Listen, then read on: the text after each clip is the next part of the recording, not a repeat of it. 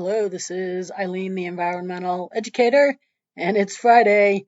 So it's yeah, Friday funny. Kind of like that face there, kind of like no.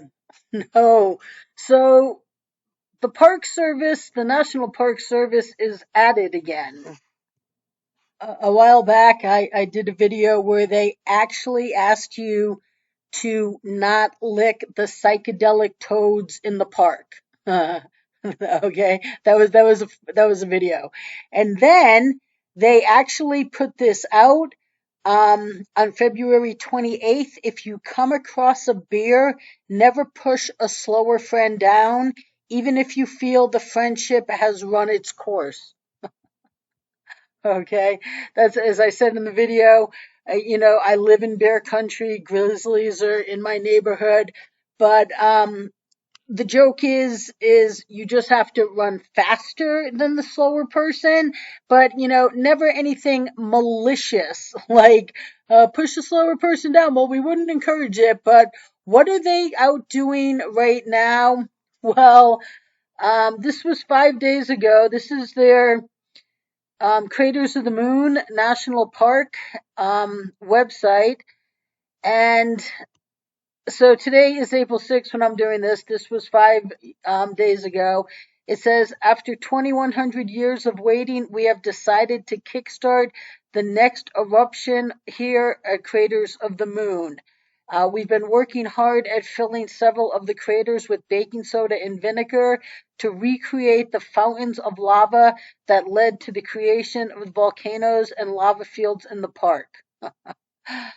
Due to logistical difficulties, we were not able to provide visitors with this type of lava flows that you might see in Hawaii, but we hope the world's largest baking soda will suffice. Baking soda volcano will suffice. So, and when visiting the park, remember to bring your protective eyewear, such as safety glasses and goggles, because they are out encouraging doing some stupid things. Now, I do realize this was April Fool's Day, and it's nice that they have a sense of humor.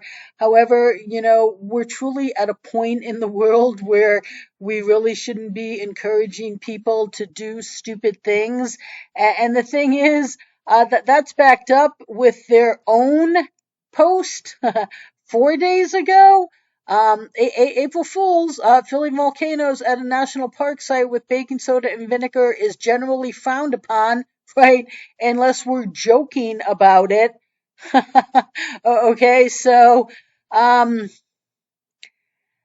yeah, this is what the Park Service did. Now, if I went out and did this, and then somebody actually went to the park and did their own little science experience, I wouldn't be surprised at all to have a Forest Service law enforcement official, of which there's many in the Forest Service. I mean, in the Park Service.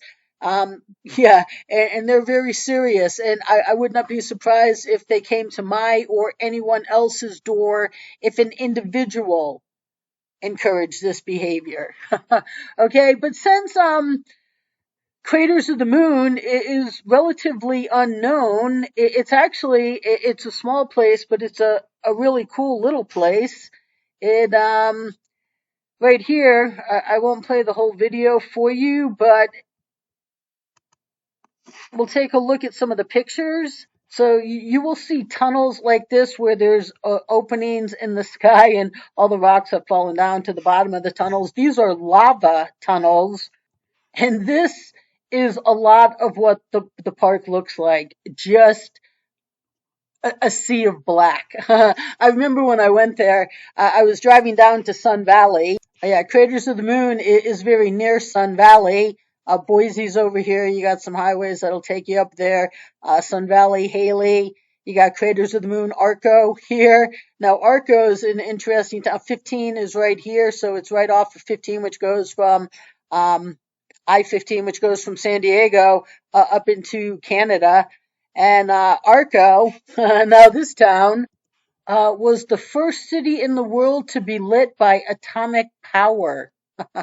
And it's a very funky feeling in this town. And look at this. This is their water tower, 666.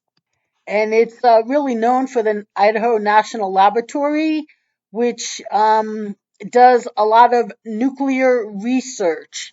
So that explains this about Arco. There's only like 1,000 people that live there. I mean, to look at it, it's this nice little town, but you do kind of feel a little radioactive around it. And so this is where Craters of the Moon is. And more importantly, it's part of the Yellowstone hotspot. The Yellowstone hotspot, which is now over here, it's the land moves over the hotspot. Okay, the hotspot stays the same, but the land moves, and so 16.5 to 15 million years ago, there was an eruption over here in Oregon. Then here at the Oregon, Idaho, Nevada border, that was 15 to 13 million years ago. 12 to 10 and a half, 10 and a half to 8 and a half, 7 to 10 million years ago, 4.5 to 6.5 million years ago. And right now, the last eruption at Yellowstone was 630,000 years ago. But Craters of the Moon is part of this hotspot that has moved while the land has moved over it. So right here, this is off of the U.S. Geological Survey. How fast is the hotspot moving under Yellowstone? Actually, the source of the hotspot is more or less stationary at a depth within the Earth, and the North American plate moves southwest across it. The average rate of movement of the plate in the Yellowstone area for the last 16.5 million years has been about 1.8 inches a year. So, however, if shorter time intervals are analyzed, the plate can be inferred to have moved about 6.1 centimeters. So 4.6 centimeters is 1.8 inches. So I don't know, maybe 2.5 inches a year. From about 16.5 million years ago till about 8 million years ago. So, yeah, the land moves over this underground hotspot. So Craters of the Moon is part of a trail from the Yellowstone hotspot doing eruptions. And in Craters of the Moon, it's not so much an eruption as an oozing out of the ground. It's not a spectacular volcano eruption that you see a lot. I remember when I was there, it was, it doesn't say it in the website. I looked for it, but it was like all of this, you just feel like you're in a sea of tar. Okay, I remember when I pulled in there because I was going down to Sun Valley, so I thought I'd stop. I camped overnight for 2 nights, got there middle of the day the first day, and I was just like, wow, you know how to vacation.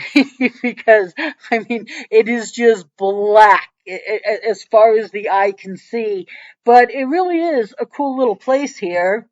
Here's a little bit of, where it's not, and the campground has some trees and shrubs in it too, but, this, some of the black does break down over time, like lava does. So, that's part of it here too. And this is a cool part of it because there is a trail right up on top of a volcanic cone, so you just stand looking down into, where lava really oozed out. That's a little different angle of it. And they do have some flowers, lava. It's a very rich soil. And over the eons of this, lava having sat there and seeds breaking into it, natural processes happen. And you got some trees. And here's a picture of, look at all the tops of these cones here, just one after another. That's just a little different angle of it. And then they have these tunnels that go underneath, and the top of the tunnels, because they are just tunnels with just rocks on the top of it, so they're all lined with a bunch of rocks at the bottom because the rocks fall in from the top. So when you're walking through it, Like these people here are starting to walk into the tunnel. You're just like, oh, please, just don't let this be my time. And here's from inside of the tunnel. Here again, bunch of little plants that have taken hold in the lava over long periods of time, and some shrubbery here in the winter. I haven't seen in the winter, but this is a look of it where all the black goes away. So this really is a cool little place. You can easily do the park. There's a 7 mile right here, 7 mile scenic loop road that has stops on it where you can explore a cave, and there's trails, and you hike up the Inferno Cone, you go down into those tubes, the lava tubes, and it's a good 2 days. I spent 2 nights there, got there in the middle of the day, spent that day and the next day, went to Sun Valley the day after, but it's a fun little place. It is a sea of black. It truly is, in a lot of respects. I just that is still my main impression of it. Like I that my joke, like, wow, you know how to vacation. But if you're in the area, it's definitely a cool little place, and just don't. I mean, it's nice that the Park Service people they have a sense of humor, but I just, in this day and age, we just can't be encouraging people to do really stupid things again. Truly, if you or I or a citizen encourage this, I'm pretty sure park law enforcement would be paying you a visit, and we would see what charges they would come up with. But the Park Service being funny, trying. So stay tuned, people.